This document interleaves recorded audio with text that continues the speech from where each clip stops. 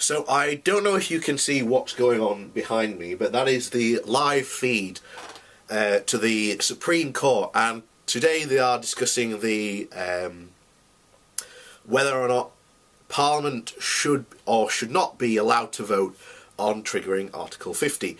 Now, this video will come out a while after that, so we'll probably know the outcome. But I want to talk about a comment today that was left. Now, this comment in particular was backed regarding my letter to the Financial Times, which pretty much summed up the whole Brexit scenario of the Leavers basically not knowing what they wanted, what they voted for, and the fact that no two Leavers can agree on the same thing. Now, the guy who left the comment was trying to get to the fact that, oh, we need to, both Leave and Remain need to work together to get the best deal possible. And I'm just like, the best deal possible would have been to remain in the EU and to reform the EU. Because, as we are seeing now, a lot of countries are upset with the EU. We would have power in that bloc to be able to drive through that reformation. We would be able to change the EU for the better and sort out all these problems. Of course, no, we are taking our ball and going home. And as I've said time and time again, there are numerous problems many of the Leave campaign just did not discuss that are going to change our way absolutely incalculable ways. Some things that were just not even thought of.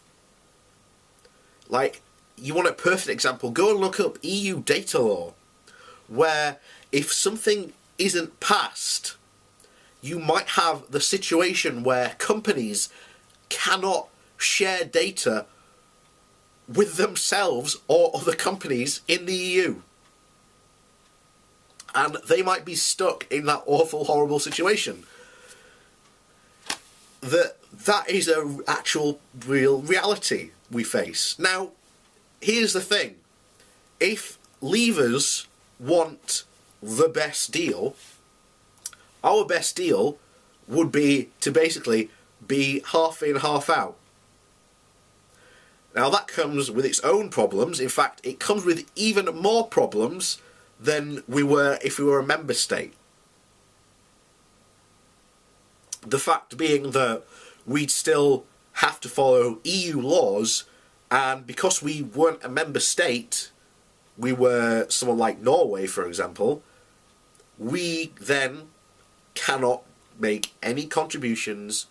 We'd still be paying to the EU, by the way, but we can't say, hey, this law is affecting us negatively a bit. Can we change it, maybe? We won't get that opportunity. When it comes to trying to discuss the EU, and I've said this right from the start, the average man on the street has no clue. He doesn't have the first thing when it comes to talking about EU law. What's going on behind me? I've dipped my head in now and again just to see what's going on and what's being said. But I'll tell you this now, I haven't got a damn clue what's being talked about, what's being said. Because there is so much law, so much regulation going on, that these people know what they're talking about, but your average Joe or Susan on the street doesn't have the first clue. So, Parliament should be the one to decide, should be the final authority to decide whether Article 50 gets triggered or not. Now, back to the original question of, should Leave and Remainers work together? The Leave campaign is an absolute fractious mess. It can't decide on what it wants, what it should do, and what it should do next. It didn't even have a plan for leaving. Instead, it relied on fantasies and made up facts to con people into thinking this way. We know now a recent survey came out in the Northeast. Guess what? One of the areas that voted rather high to leave, that if they knew now what had happened, they'd vote to remain. Remember, this was not... The Leave did not win by a massive margin.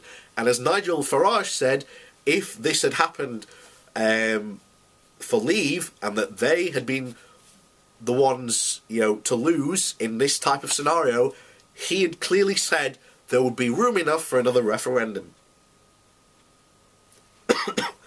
So, the idea of what some people say that are espousing this idea of, oh, the Remain and Leave should come together.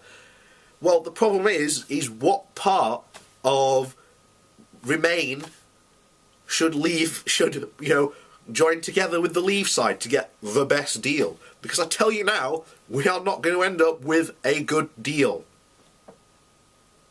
That has been told right from the beginning. But, here we are. This is because people are, first of all, entirely ignorant, really, when it comes to sort of really high-level politics, and when it comes to law, regulations. A lot of people are generally quite ignorant on it. That's not their fault. It's just that there is a general lack of interest, and that's the truth. But there you go. That's led us basically to the situation where we were in. We had the Leave side, which basically spouted lies. We had a very anemic Remain campaign, and that's landed us in the situation where we are now. And it is going to be awful. It's going to be terrible. And as the guy said, why can't we, come together? Because the situation we are in is going to be god-awful. And it's going to be awful. There is no such thing as the best deal. We will get a deal, but it will not be good in any way, shape or form. We've got to hope that we remain in the single market. That would be an absolute certainty. But then we get another added stipulation where if the EU decide to change regulations, we don't have a say in how those regulations get changed from now on, which could massively negatively affect us. But then, what's new? Remember, UKIP have been the controlling people, shall we say, for our MEPs. And they've sat back and done nothing. People who supposedly care about us, about the UK, how it should be put first. And yet, when they had the opportunity, someone like Nigel Farage, and I use this time and time again because it's the best example, Nigel Farage, who said, I will go and I will stand up for the UK, when he was given this opportunity for, the EU was discussing fishing regulations, he went to one out of the 36 meetings. And hence, British fishermen got a raw deal out of it, because he was not there to represent them. Instead, it took a TV chef to try and get a better deal. That says a lot about the people in UKIP. They do not care about the UK. They do not care at all. But, unfortunately, as you can see behind me, this is now the situation we're in. It's going to be an awful, awful next 2 years. It really is. And it doesn't matter how many people say, oh, Leave, Remain need to come together. Remain is already going, what can we do now? Well, this is one thing we're doing. We're trying to basically make sure that Theresa May can't just trigger Article 50 without an actual plan going forward. Because we need to know, because this will affect all of us. And if you can't understand that, and if you think for some reason that this was a massive traitor to the UK, and people who should be, you know, hanged for trying to get us to rejoin the EU, then I'm sorry, but you are delusional, and God help you with the next 2 years. Because, as I said in the last video about this, we all told you what was going to happen. We all told you about the mess. The experts came out and said, it is not a good idea. You then decided we're not going to listen to experts. Since when is that a sensible idea and a position to take? But that's the state we are in, and it's just god-awful. It really is.